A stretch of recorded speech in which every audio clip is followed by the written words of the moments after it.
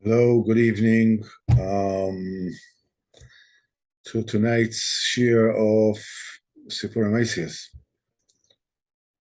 Um,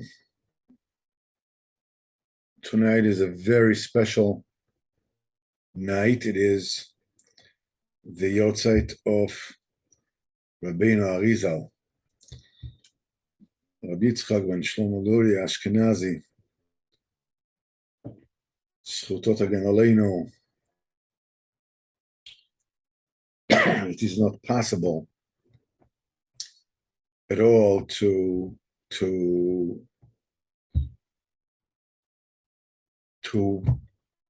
tell of the greatness of Rabbeinu Arizal. He was a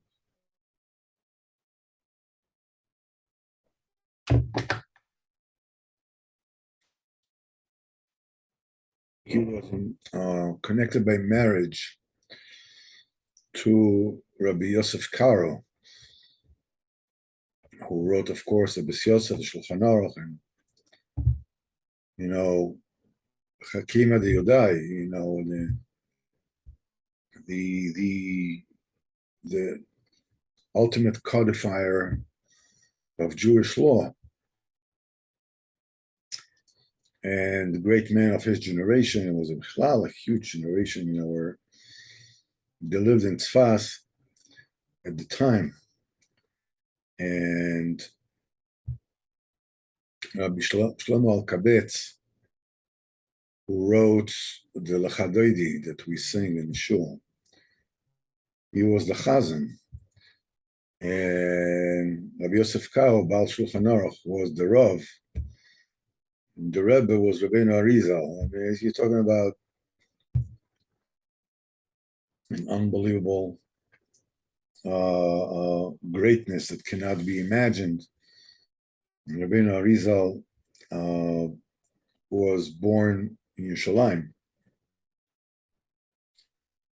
and his father passed away when he was very young. And he had an uncle in Egypt, in Mitzrayim, who was very wealthy and very influential in the court of the, I don't know, the Sultan or whatever it is that the powers that be were at the time. So he brought Arizal's mother and the Ariz to Mitzrayim. And there, Rabbeinu Arizal learned,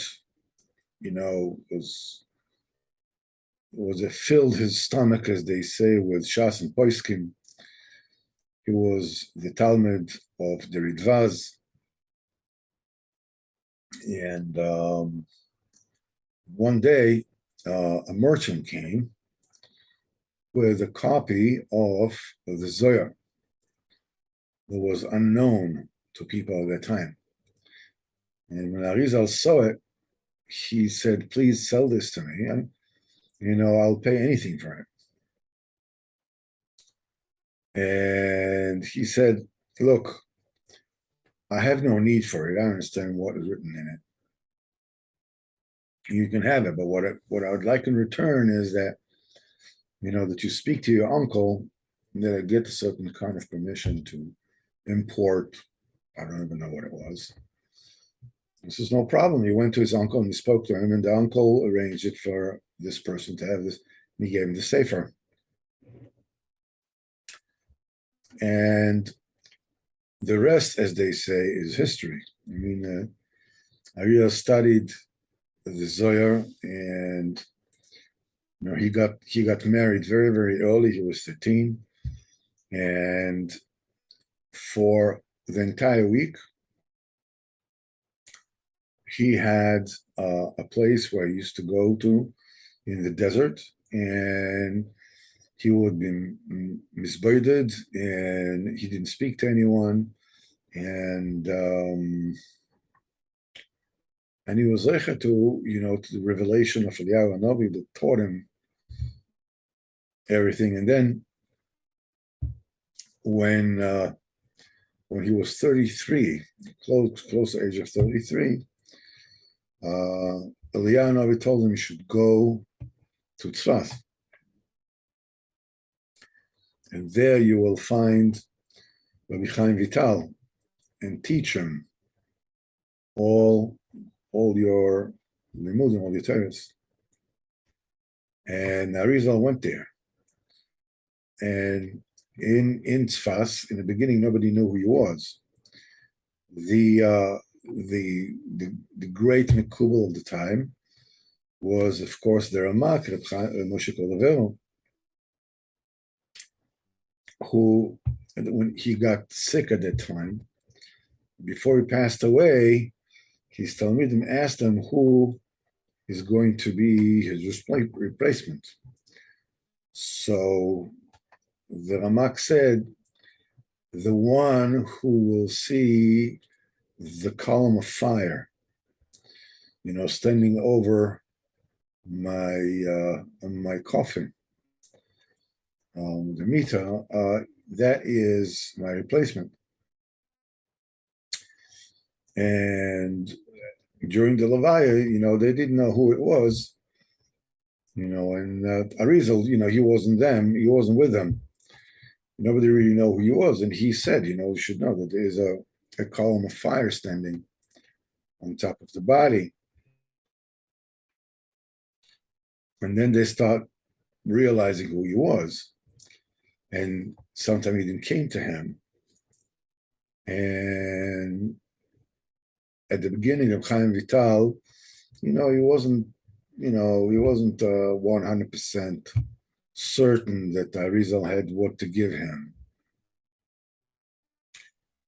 So one day he came to a shir of Arizal, and Arizal started speaking, and he revealed what he revealed.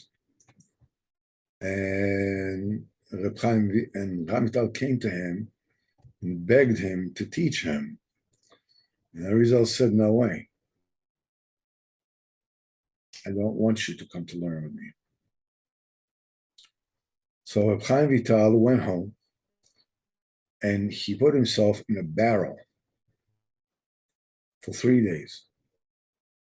He would not eat, he would not drink, he just prayed and cried to Kadosh Baruch Hu for Arizal to accept him as a student. Then he went to Arizal, and he says, "Okay, now you can learn with me." And Arizal took Reb Chaim Vital to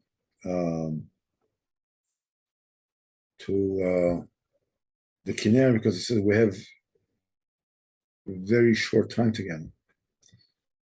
And there's a lot that you need to learn."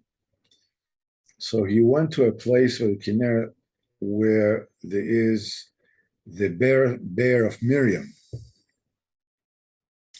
And they went on a boat, and they came to the place where the water from the bear of Miriam were coming, and he gave him a little glass, a little cup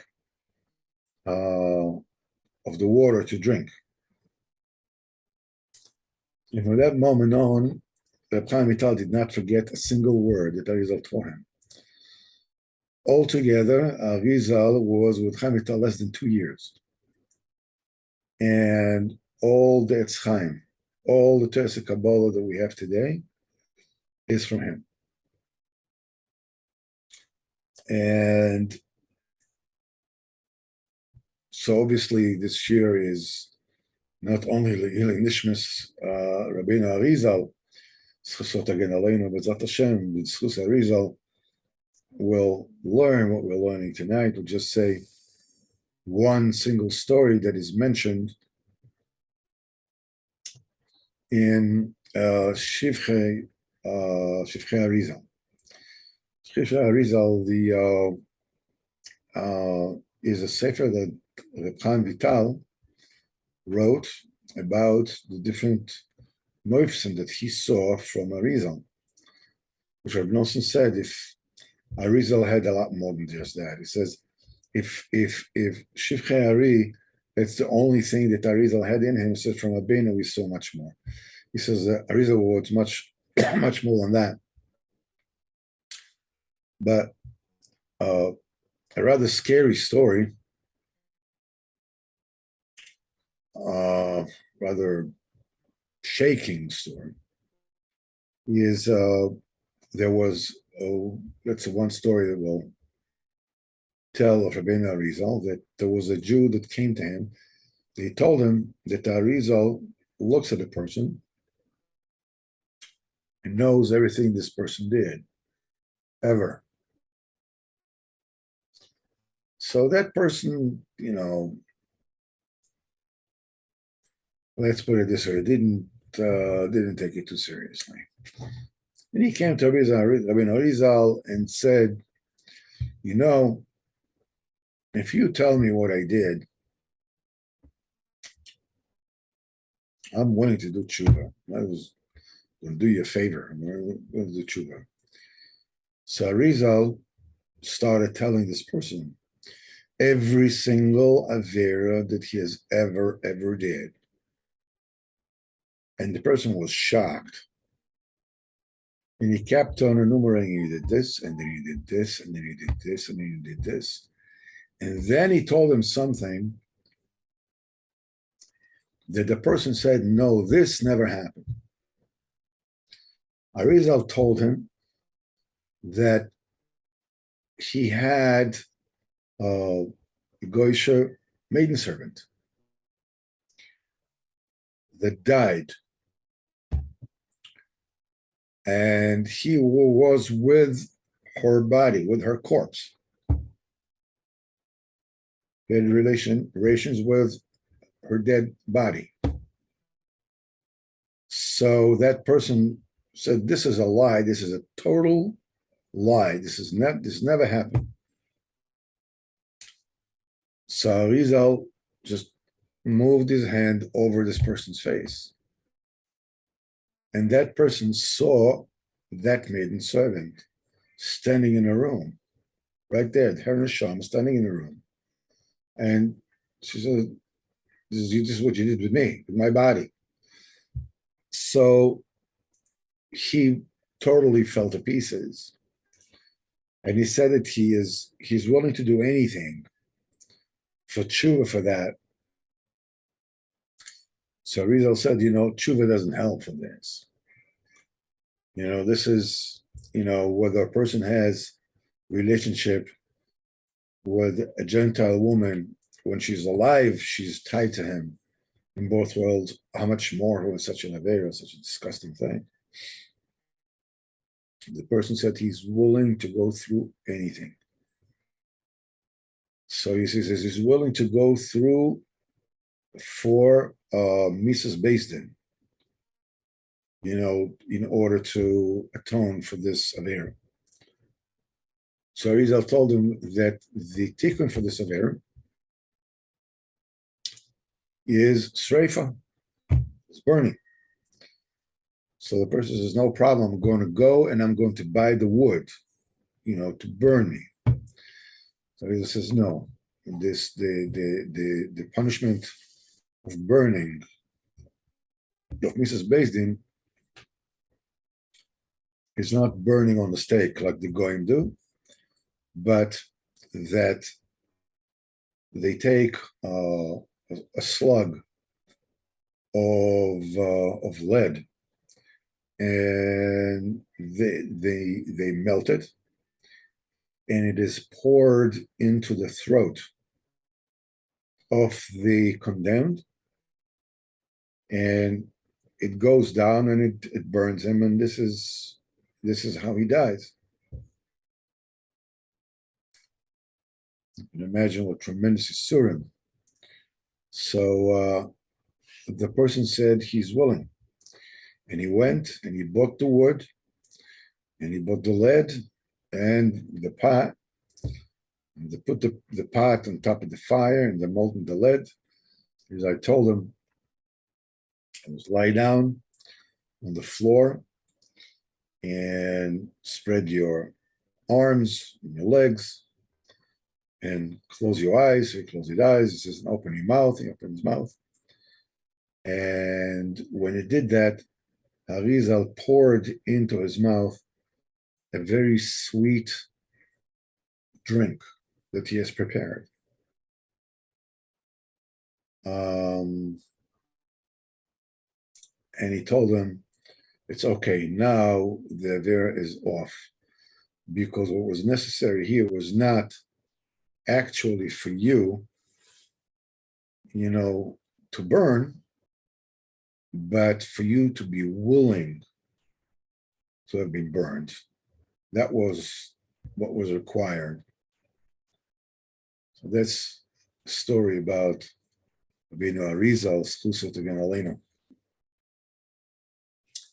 So with that, let's get to Sipurim Isis for the day. Let's take a quick look here. So, as we said,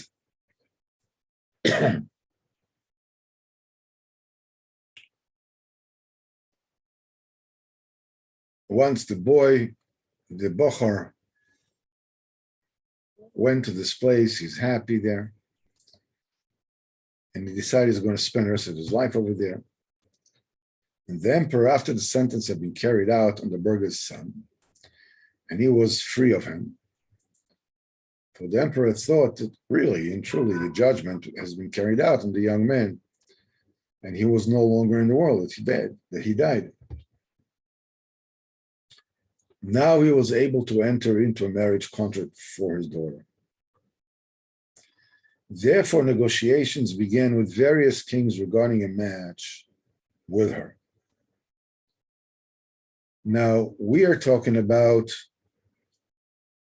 huge tzaddikim that all want to enter a marriage with the Shekhinah. And the emperor established an appropriate estate for his daughter, and she remained there. So she took the daughters of noblemen to be with her, to be her companions, and she lived there.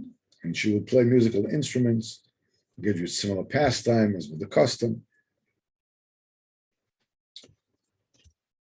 And whenever a match was proposed to her, she always answered that she refused all talk that is about the match, but that he, the one who wants to marry her, himself should come. And the one who wants to marry her. And she was very talented in the art of song, that is the skill to recite beautiful lyrics with great wisdom. And with skillful artisanship, she arranged a place where they could come. In other words, her suitors. And a suitor would stand facing her and recite his lyrics. These consisted of love poems, such as the word of a passion that the person in love uses towards his beloved. And the kings would come to court her. They would go to the place and each one would recite his poem. And the daughter would answer some of them through her ladies, also with a poem full of passion. To others whom she favored more, she replied herself. And she would raise her voice in a song and reply with words of passion. And to those whom she favored still, she would meet them in person, revealing her face, and respond to them with poetry and affection. However, in the end, she would say to all of them, "But the waters did not pass over you." No one understood what she meant by this. And whenever she showed her face, the people would fall to the ground, seeing her great beauty. Some became sick and weak. Others went insane because of lovesickness, brought on by her great beauty, which was unearthly. But nevertheless, although people went mad, became infirm, kings still came to see her. But in the end, she gave them all the same answer.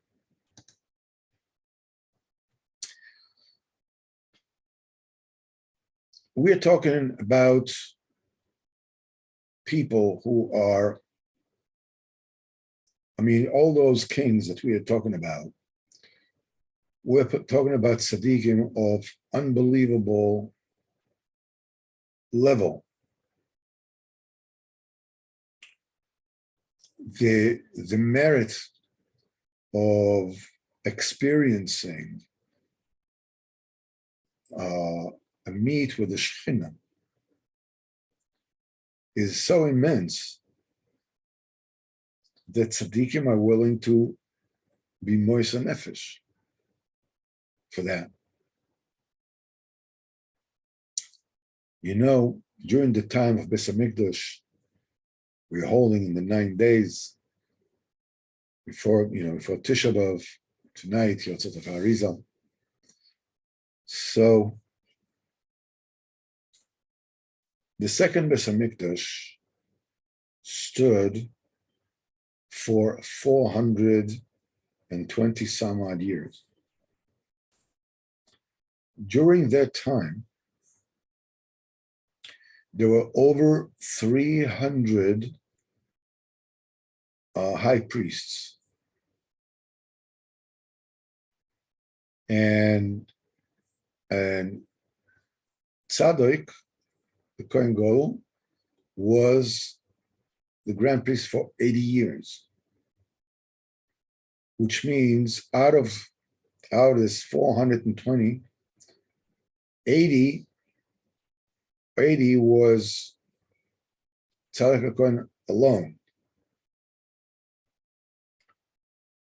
So you can imagine there were literally hundreds of Kohanim. There were Kohen Gadol. There were Kohen Gadol less than a year. And the reason for it is because they were tzaddikim. They were people who were not worthy of being Kohen Gadol. They will get into Kodesh HaKodeshim, the Holy of Holies. And being that they were not worthy of being Kohen Gadol, they would die there. All the Kohen Gadol, Kohanim, Gedolim that came during that period into Kodesh HaKodeshim had a rope tied to their legs. Because if they died in the Holy of Holies, nobody could come in and take them out. They had to be pulled out with the rope. And whenever Kohen Gadol would come out in Kippur, Kodesh HaKodeshim, it was a tremendous simch for Klal Yisrael. Why would they do that? They all knew what was entailed. The same thing with the 250 heads of Sanhedrin that went with Korach. They all wanted to be the ones who bring the incense. And Moshe Rabbeinu told them, only one person will survive that. So besides the fact that each and every person was 100% convinced that he's the one, the point is that to see the Shekhinah was such an unbelievable pull that people were literally willing to sacrifice themselves for this superhuman experience of coming face to face with the Shekhinah. So all these kings that we are talking about, that all reciting love poems, it would seem a bit strange when you look at it that they would come and recite love poems to her. This is understood. They want to marry her. But why would she answer them with love poems and affection? She had one bridegroom, and he was not there. So what business did she have to engage with exchanging love poems with people who were not her intended love, bridegroom? The answer is that all these kings were tremendous tzaddikim. Tremendous tzaddikim. And the Shekhinah genuinely loves each and every one of them. But the tzaddik that is the Shekhinah's husband, the tzaddik was Shekhinah's Moshe, is the only one who is trustworthy to bring a person up if he goes through the 7 waters that she wrote on the map that she gave to her bridegroom. Only the tzaddik emes is the one who can help every single person. You know, it's very common. And many times in Breslov, because people might have a constricted sense of consciousness, being that Rabbeinu is a tzaddik emes, B'chinas Moshe, and they portray the other tzaddikim as if chas v'chalila, they were all liars. That's not true. Chas v'chalila. All the tzaddikim, kulam kedoshim, kulam tehirim. I remember when I first came close to Breslov about 40-some years ago. The Lubavitcher Rebbe was, at the height of his powers, as it were. And I remember that, I was speaking with, I was close with Chabad, and I was speaking with some people, and they had a problem with the idea of Breslov. They didn't have a problem with all the rest of the Rebbes, because the rest of the Hasidim never claimed that their Rebbe was a tzaddik ador, but they said with the Breslov they have a problem, because in Breslov, Rabbi Nachman said that he was a tzaddik ador. Now the Lubavitcher Rebbe never said that he was tzaddik ador. He said that his shver was the president of the generation, Snosi ador. But he never said that he was a tzaddik ador. He never said that he was Mashiach. But that does not mean the Lubavitcher Rebbe wasn't an Odel Godel Ba'anokim, that he was a giant, that he had the entire world at his feet. I mean, Shmuel Hanavi is not Moshe Rabbeinu, but he's still Shmuel Hanavi. Yeah, it's not a slight or an insult against Shmuel Hanavi to say, yeah, but you're not Moshe Rabbeinu. He's not Moshe Rabbeinu. So all the tzaddikim, when you learn the Torahs of all the tzaddikim, if it's Maor Einayim, if it's the Noam Elimelech, it's Kedushas Levi, if it's the Tanya, and all Hasidus Chabad, tremendous things. These are all the love songs that they recite to the Shekhinah. So it's obvious that the Shekhinah answers each and every one of them with love songs of affection and adornment of her own. But ultimately, the Shekhinah says, yeah, but the waters didn't go over you. You didn't go through the waters. You're not capable of helping each and every Jew individually. This is only the Mashiach. This is only the Tzaddik Emes. That's the neshama that gave the Kodesh Baruch Hu the guarantee to fix the world. That's the neshama that was the fulcrum that at that time Yiddishkeit was on the verge of extinction.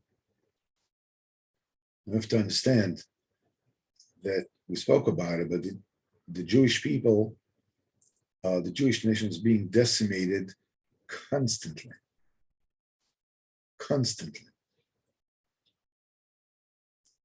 It's not like that it's becoming more vigorous and there are more people.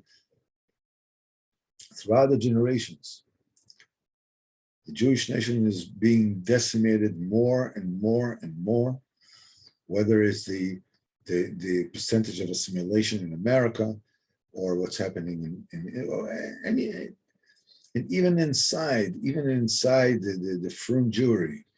Hashem should guard them all, the whole Kodesh Kodeshim.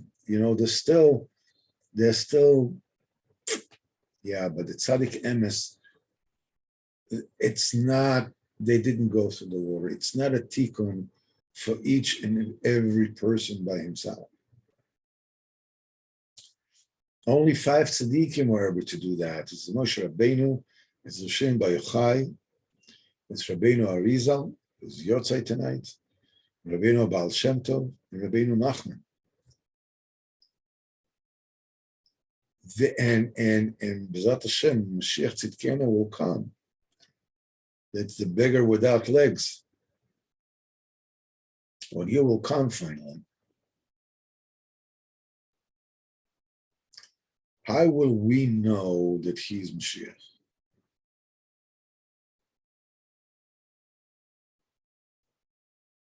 Speak to any Lubavitcher Chassid. He is 100% certain that his Rebbe is it. He is Mashiach. He didn't say Mashiach. Okay, so he didn't say Mashiach. They considered it's not necessary for him to say Mashiach because the love song of Chabad, the Chassidus of Chabad is so glorious. It's so holy. And look what they're doing. Any place in the world a Jew finds, they can find a place to eat kosher and to sleep and to daven and no matter where. I mean, it's like full of Ahavas Yisrael, tremendous stuff. But the answer is the answer that the Shekhinah says to each and every one of them. The waters you didn't go through the waters. The waters means at the very depth, Mashiach is going to tell every single person, as we said in the story about Ariz, Mashiach will tell every single person what happened to him every single day and why it happened to him. Mashiach is going to work with every single person personally. You would ask, but how can you do it? We're talking about millions of people. But everybody's going to be standing for months and years waiting to see Mashiach. In the time of Rabbeinu, there was a certain period of time Rabbeinu would hear the vidui, or the confession of people in Rosh Hashanah. Zohar says in Parshas Pinchas that in Rosh Hashanah is Yom Adin, that the person should make a vidui. Rosh Hashanah, confess everything that he has done wrong. So that way, the avenging angels and prosecutors won't bring it up, but the person will already admit it all his own, so his judgment will go immediately before the king, and the king, B'ezrat Hashem, will be moichel to him. So there was a certain period of time where Rabbeinu heard confessions from the people. Now the people would come Erev Rosh Hashanah, and Rabbeinu would sit with his face to the wall. And the people would come, they entered the door, they came, and Rabbeinu said, okay, that made it with his hand, and the person would say 2-3 words. And he said, okay, finished, out, next one. People went out there, off the other door, people went out there with tears, basically washing the floors, and they could swear that they have confessed every single thing that have ever done wrong from the day that they remembered themselves. 2-3 words, that's all that's necessary. Mashiach will be able to say, but anybody that will just say a word, a rotzen tov, it's enough. We're talking about the spiritual thing, we're talking about a physical thing. It's not coming to a psychologist and making an appointment. It's a tzaddik when you go to Uman B'ezrat Hashem, it's coming Rosh Hashanah. You don't need then more than a second or two. It's just the rotzen, everything comes out. Rabbeinu says that you put them around that the heart of the tzaddik is vacant. As David HaMelech says, "V'li bichal b'kirbi." It's like a vacuum. And when a person comes to the tzaddik to speak to him and connects with him, you know what happens when something that's full of air is being exposed to vacuum. You know, the air breaks out to the vacuum. Marina says, and when a person's heart connects to the heart of the tzaddik, the air, you know, the Ariz and the malfeasance the person has went through, has gone through, is it breaks out so quickly into the heart of the tzaddik that the heart breaks. That's the brokenheartedness of a person who has confessed everything in a millisecond. So we need to understand, yes, Reb Chaim Vital is not Rabbeinu Arizal, but he's Reb Chaim Vital. Rabbeinu, the Maggid of Mezrich, the Rebbe Abel Melech, or the Rebbe Reb Zishin, or the Seer of Lublin, or all the highly Kodesh and Tzaddikim of all the generation. They were not the Baal Shem Tov, yeah, but they were who they were. The same apply to all the Tzaddikim since Rabbeinu until today, including today. Well, you think that the Lubavitch Rebbe lacked anything? Think the Baal Belzer lacked anything? You think that the Briskerov lacked anything? The Steipeler, the Chazon Ish, you know, the Chofetz Chaim, you know, the different Ger Rebbes, they were all huge tzaddikim. But they didn't have the ability to go through the waters. And that's the ability to be the source of all Nishmas Yisrael. The way Rabbeinu Arizal was, and the way the Baal Shem Tov was, the way Rav Shimon Chai was, the way Moshe Rabbeinu was, Rabbeinu is. That is a tikkun for every single person. It goes through all the hardships that you go through. It is a tikkun to every single one of them. So B'ezrat Hashem, as we are holding tonight the Yosef Ariz, and we're getting closer to Tisha B'Av, B'ezrat Hashem, Bli Neder,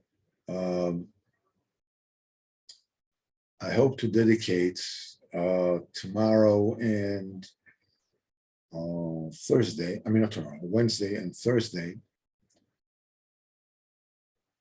to learning Torah Samach Zayin.